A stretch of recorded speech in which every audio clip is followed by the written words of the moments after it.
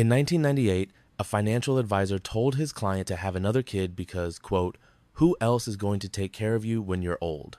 That client spent $480,000 raising that child to age 18, not counting college. Today, that kid lives in Portland, sees him twice a year, and recently asked to borrow money for a van conversion. Meanwhile, his childless neighbor put that same $480,000 into an S&P 500 index fund.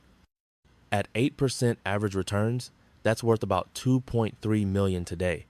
One of these people can afford 24/7 in-home care. The other is counting on someone who thinks a van is a reasonable investment. Here's the question nobody wants to ask out loud. What if kids aren't eldercare insurance? What if they're just expensive? Look, I'm going to walk you through the actual economics of aging without children, why the traditional model is completely broken, and what the math actually says about who ends up with better care in their 70s and 80s. Because here's what I've learned after watching this play out with hundreds of people over 20 plus years. The correlation between having kids and receiving quality elder care is a lot weaker than the AARP wants you to believe. By the way, I built a free early retirement calculator because most online ones are mathematically wrong. It uses BlackRock and Vanguard logic to expose the weak points in your plan, and I only ask for your email to send the report so I don't store any of your financial data. Link in the description. Think of aging care as a diversified portfolio. Traditional wisdom says put all your chips on one asset class, children. But here's the thing about concentrated bets. They either pay off spectacularly or they blow up in your face. And unlike index funds, children have agency, their own financial problems, geographic preferences, and a tendency to remember every parenting mistake you made in 1997. So let me tell you about a guy named Richard. Not someone I know personally, but a composite of about 15 conversations I've had with people in my network. Richard is 74. He's got 3 kids. One lives in Singapore working for a tech company. One is a teacher in Ohio, barely making rent on her own place. The third one is doing fine financially, but hasn't spoken to Richard in 6 years over some argument about Thanksgiving seating arrangements. Richard needs help with his taxes, his medication schedule is getting complicated, and last month, he had a fall in the bathroom at 2 a.m. You know who showed up? His neighbor. The childless widow from across the street who has a network of paid helpers on speed dial because she planned for this exact scenario 15 years ago. Here's the reality that nobody puts in the Hallmark cards. According to a 2023 study from the National Institute on Aging, only 34% of people over 75 who have adult children receive regular assistance from them. 34%. That means 2/3 of people who made the quote-unquote investment in kids for eldercare are functionally in the same position as people who never had children at all, except they're in that position after spending an average of $310,000 per child. That number is from the USDA's most recent report on the cost of raising a child, and it doesn't include college. Now, you're probably thinking, okay, Bobby, but what about the 34% who do get help? That's still better than zero, right? Here's where it gets interesting. The same study found that people without children actually report higher satisfaction with their care arrangements. Why? Because they couldn't outsource the planning. They had to build systems. They had to get realistic about their needs 15 years before they needed care, not 15 minutes after they fell in the bathroom. Let me hit you with another story. There's a retirement community in Arizona where 2 women in their mid-60s started a co-housing arrangement. Not romantic, just pragmatic. They bought a duplex together, separate living spaces, shared common areas, explicit written agreements about care responsibilities, and decision-making if one of them becomes incapacitated. They interviewed and hired a part-time helper who comes 3 times a week now, will scale to full-time when needed.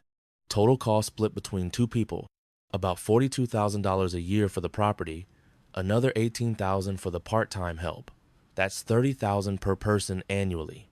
Compare that to assisted living, which runs about $54,000 per year on average, or full-time home health care at $65,000 minimum. But here's the part that should make you uncomfortable. They structured it like a business partnership, with contracts, with clearly defined financial obligations, with contingency plans for cognitive decline, medical emergencies, and death. You know what they didn't rely on? emotional obligations that might or might not be honored based on how someone feels about you on any given Tuesday. Because that's the structural flaw in the kids as elder care model. It's a financial arrangement pretending to be a relationship. And when you build financial security on top of emotional dynamics, you get volatility, which is fine for art and literature, terrible for making sure someone gives you your blood pressure medication. The incentive structure is completely backwards. When you have kids with the expectation they'll take care of you later, you're creating an implied debt. The kid never agreed to this debt. They didn't sign anything. And human psychology, being what it is, implied obligations create resentment way faster than they create dutiful behavior. I've watched this play out over and over. The parent feels entitled to care because of decades of sacrifice. The kid feels guilty but trapped, which turns into resentment, which turns into avoidance, which turns into dad sitting alone, wondering why nobody visits. Now here's the thing that makes this whole conversation even more complicated. We're in 2026. The systems that made the traditional model semi-functional are all breaking down at the same time. In 1975, the average American lived within 50 miles of their birthplace. Today, that number is closer to 200 miles. Your kids aren't staying in your hometown. They're going where the jobs are, which increasingly means major metros or foreign countries. So even if they want to help, the geography makes it expensive and complicated. Add to that, the economic pressure on people in their 30s and 40s right now is higher than it's been in 50 years. Your kid who's supposed to take care of you, they've got $150,000 in student loans. They're renting because home ownership is mathematically impossible in their market, and they're trying to figure out their own retirement because pension plans are extinct. The idea that they've got surplus capacity to manage your elder care is, to put it mildly, optimistic. Here's a case study with actual numbers because I know you want specifics. Let's compare two 40-year-olds, both making $90,000 a year in 2010. Person A has 2 kids. Person B doesn't. Over the next 25 years, person A spends about $620,000 on kid-related expenses. That's $310,000 per kid from the USDA data, doubled. Person B invests that same money. Not all of it, let's be realistic. Maybe they invest half. So $310,000 over 25 years, which averages to $12,400 per year. At a conservative 7% return in a mix of index funds, that grows to about $790,000 by age 65. Person A gets to 65. Their kids are established adults. Maybe they help, maybe they don't. The statistics say probably not consistently. Person A has whatever they manage to save around the kid expenses, which historically is less because kids are expensive in ways beyond the direct cost. Time, energy, career, flexibility. Person B has $790,000 that generates about $55,000 a year in dividends and interest at a conservative 7%. That pays for full-time help if needed. That pays for a concierge doctor. That pays for whatever care model they want. Now, I can already hear the objection. What about the emotional support? What about meaning and purpose? Fair. And I'm not here to tell anyone whether they should or shouldn't have kids. That's a personal choice with a million variables. But if you're having kids because you think they're a financial strategy for your old age, let me tell you, that's the worst risk-adjusted return in the history of human planning. Here's what actually determines quality of life after 75. It's not family structure. It's not how many children you produced. It's 4 things: money, systems, community, and planning, in that order. Money because everything costs money, and hoping someone else will pay for your care out of love is not a plan, it's a wish. Systems because you need infrastructure, legal documents, care arrangements, financial automation. Community because humans are social and isolation kills you faster than smoking. Planning because all of this has to be in place before you need it, not after. The people who age well without children have one thing in common. They got realistic in their 50s, not their 70s. They looked at their finances and asked, can I afford care? They built friend networks and reciprocal help arrangements. They researched housing options that make sense for aging. They hired an elder law attorney and set up powers of attorney with people they trust, even if those people aren't related by blood. They simplified their finances so they're manageable with cognitive decline. They did the boring work that people with kids often skip because they think family will handle it. Let me tell you about a conversation I had last year with a guy who runs a home healthcare agency. He told me something that stuck with me. He said, "The saddest clients aren't the ones without family. It's the ones who have family, but the family doesn't show up, because that's a betrayal of expectation. The person without family planned accordingly. The person whose kids don't visit is experiencing a failed investment in real time."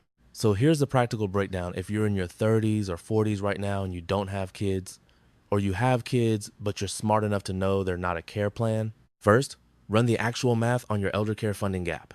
Most people need about $70,000 a year minimum for quality care. Assisted living, home health, whatever model you prefer. Social Security covers maybe 25 to 30,000 of that if you're lucky. Where's the other 40,000 coming from? If you don't have kids, you can't pretend family will bridge that gap. You need assets that generate that income. For most people, that means at least 800,000 to 1 million in invested assets by retirement. If you're not on track for that, every dollar you're not saving today is a day of substandard care later. Second, build redundancy in your decision-making structure. You need, at minimum, a durable power of attorney for finances, a healthcare power of attorney, a living will, and a designated executor for your estate. And here's the key. These can't all be the same person.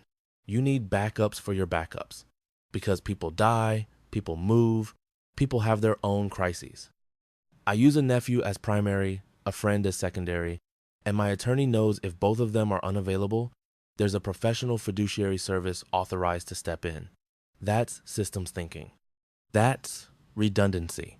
That's how you avoid becoming a case study in what happens when you put all your eggs in one basket.